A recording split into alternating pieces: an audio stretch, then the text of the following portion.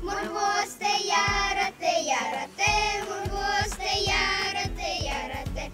Миля Мариша, ешестерга, Миля Мариша, ешестерга, рикае ярате, рикае ярате. Яркая и самобытная культура удмуртов ярко проявляется в народных играх и забавах. На протяжении нескольких веков они были неотъемлемой частью повседневной жизни и обязательным элементом праздничных мероприятий. С помощью игр можно не только весело провести время, но и ненавязчиво научить подрастающее поколение ловкости, храбрости и благородству. Ольга Сурчакова – хормейстер народного фольклорного ансамбля «Гербер». В постановках народных обрядов часто используют детей, поэтому создала детский коллектив «Печи Гербер». Развитие ребенка идет через игру. И вот через игру как бы им это легче, и язык изучать легче, и как бы вот понять вот эту штуку, как это было.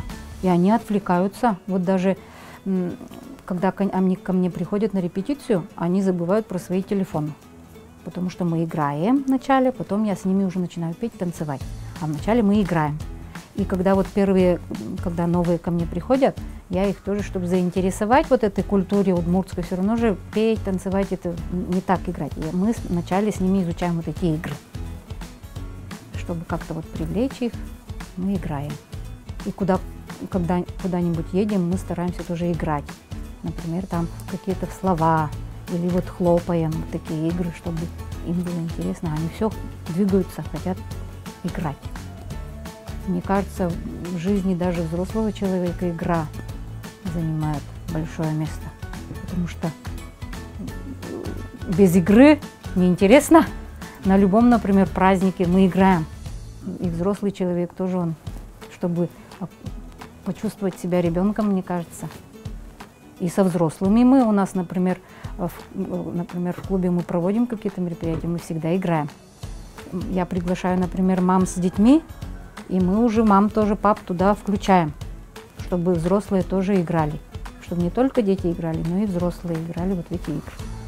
Народные игры имеют многовековую историю. Они сохранились и дошли до наших дней из глубокой старины, передавались из поколения в поколение, вбирая в себя лучшие национальные традиции. Собирались мальчишки и девчонки вечером на улице, водили хороводы, пели песни, без устали играли. Зимой развлечения носили иной характер. Устраивались катания с гор и игры в снежки. Немало было игр, где успех играющих зависел прежде всего от умения точно бросить биту, поймать мяч или попасть мячом в цель. Правила были различны в разных деревнях, но общим для них являлось стремление выиграть, одержать победу. С самого рождения родители готовили ребенка к трудностям, которые ожидали его во взрослой жизни. Едва ребенок начинал ходить, мальчику отец смастерил игрушки в виде коня или быка. Для девочки мать собирала кусочки меха, сукна, прививала навыки будущей хозяйки. Все это сопровождалось игровой деятельностью. Удмуртские игры занимают огромную роль в воспитании, способствуют сохранению, соблюдению и почитанию традиций удмуртского народа. На весеннем празднике Бджин-Нал, Пасха, за деревней строили качели, и дети поочередно качались, играли в разные игры, во время которых пели весенние песни.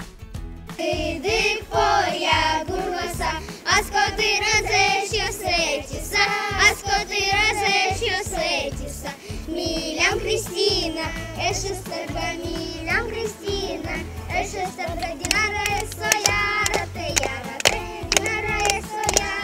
ярате. Ну, там просто люди стоят по парам, и там в первой паре там 3 человека, который посередине в первой стоит. Он идет перед воротиками и выбирает себе пару. Тот человек, который остался без пары, идет вперед. У наших предков ни одно праздничное мероприятие не обходилось без игр. В них удивительным образом переплетались такие трепетные чувства, как любовь, симпатия, нежное прикосновение. Но когда возникли эти игры, кто их придумал? Наверное, на эти вопросы нельзя найти точного ответа. Эти игры, как песни и сказки, созданы народом. Они отлично закаляют тело и душу. Игры заставляют много двигаться и требуют находчивости, смекалки и ловкости.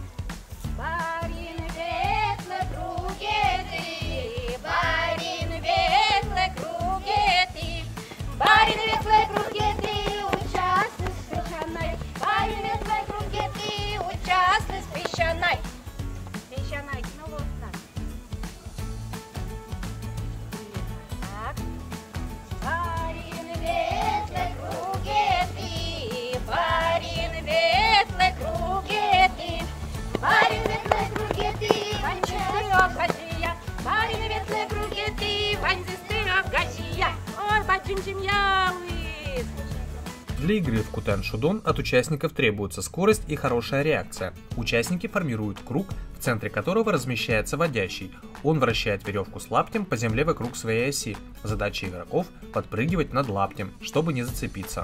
Так, кинлыке Кутен-Шу, раз! Сос, кал, шамен, бэксос.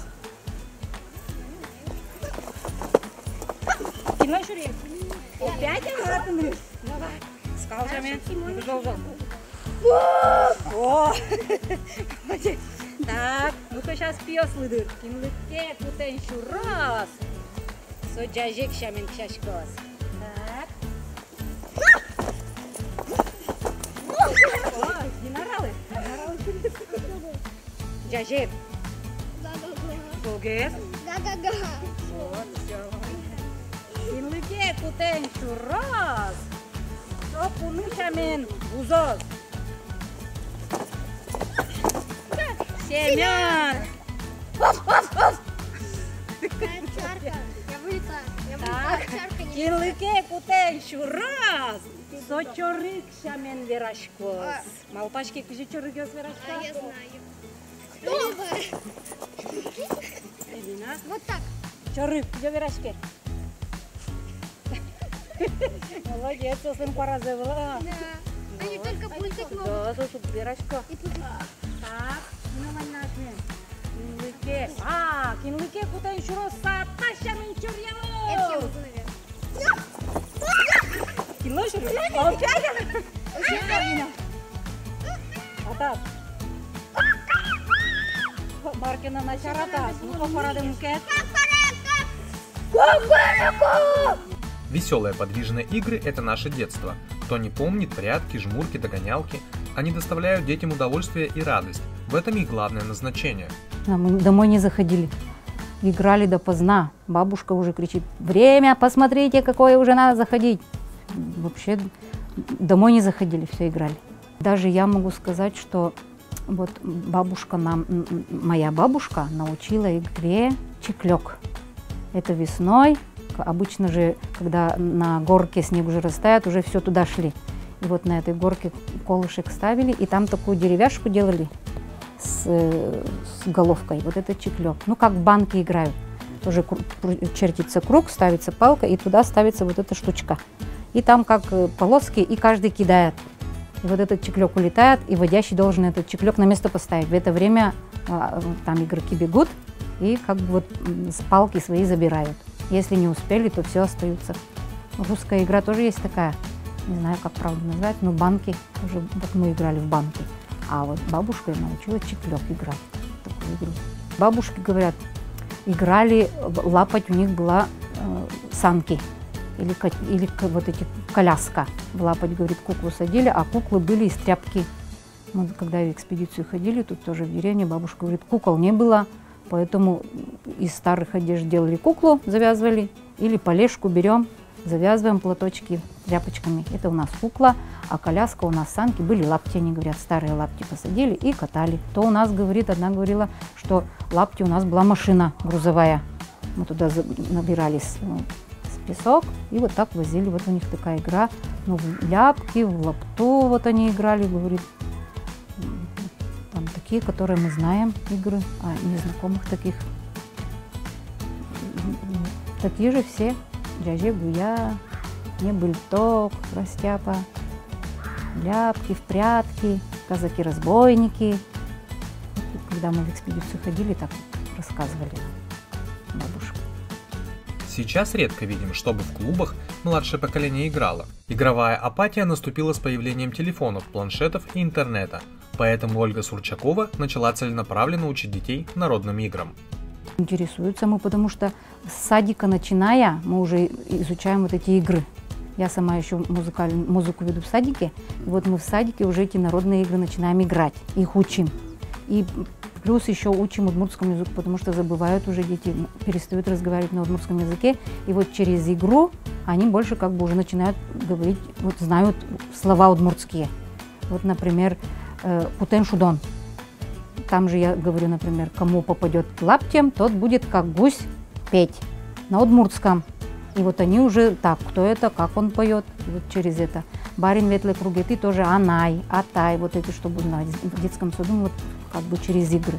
Постарше уже мы тоже в лагере, например, летний лагерь мы проводим, там уже вот эти, мы проводим праздники, например, удмуртского языка, пельмень-фест мы проводим, и вот на этих праздниках мы стараемся вот эти игры играть, чтобы не забывали. Они, эти игры, они что-то несут себе, что-то дают, может, детям, да?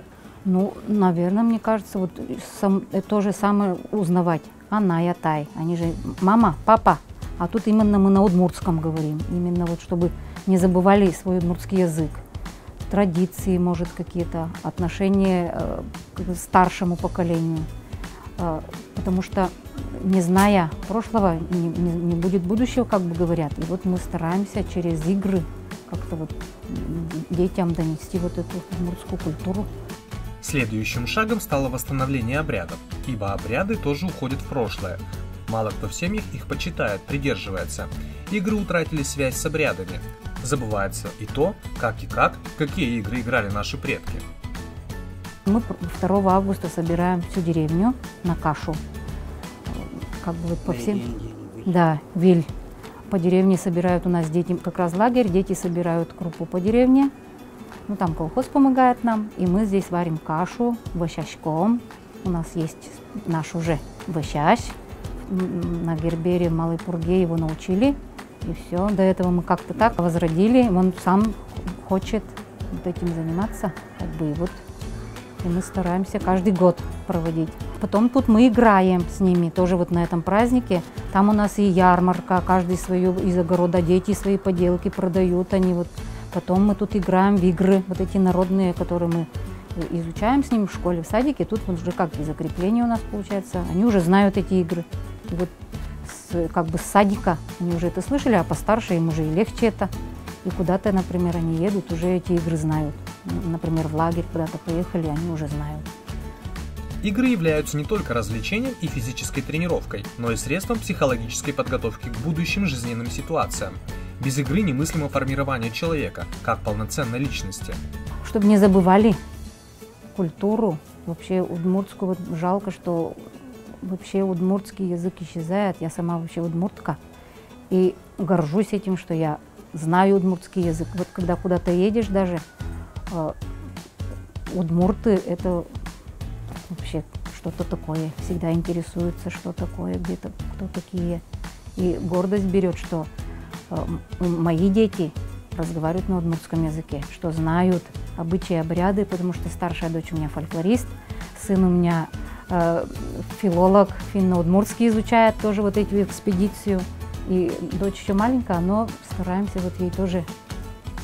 И хочу, чтобы пожелание такое, чтобы наша удмуртская культура, чтобы не исчезла, чтобы дети играли в игры, потому что все, вот благодаря им, если они забудут, то и удмуртский язык исчезнет, а не хочется.